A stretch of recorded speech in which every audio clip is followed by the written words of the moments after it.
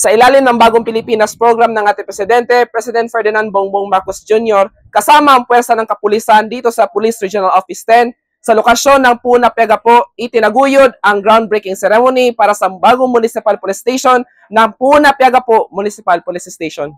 Ang nasabing aktibidad ay sinaksihan ng mga opisyal na local government unit ng Puna, Piagapo sa pangunguna ni Honorable Muslima T. Macol, Municipal Mayor, Honorable Noraina B. Canardosa, Vice Mayor at mga miyembro ng Police Regional Office 10 sa pangunguna ni Police Lieutenant Colonel Dexter G. Pahe, Acting Chief Regional Logistics and Development Division. Ang naturang aktibidad ay bunga ng pagtutulungan ng lokal na pamahalaan at kapulisan upang maisulong ang modernisasyon sa mga pasilidad ng kapulisan at masiguro ang kaligtasan ng bawat mamamayan sa kanilang nasasakupan sa pamamagitan ng mas pinalawig na police visibility. Sa ating napaka-supportive na General, si PB General Ricardo Layog Jr., PNP Regional Director, PRO 10, PNP Provincial Director, Police Colonel Sandy Bales at sa kanyang mga kasama.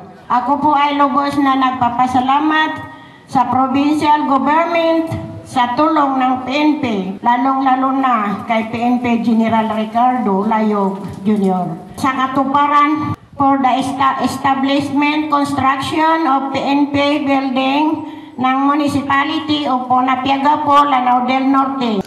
Siguro ma'am, nagkataon lang na ako ang officer in charge na na-award kaning project.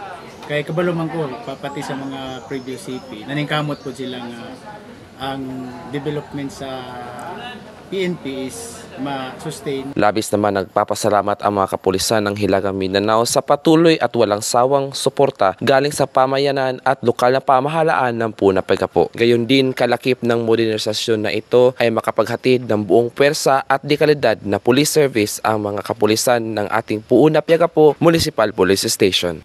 Mula sa himpilan ng Lanao del Norte Police Divisional Office, ako ang iyong PNN Correspondent, Patrolman Kim T. Luna, alagad na matas, tagataguyod ng Balitang Pulis.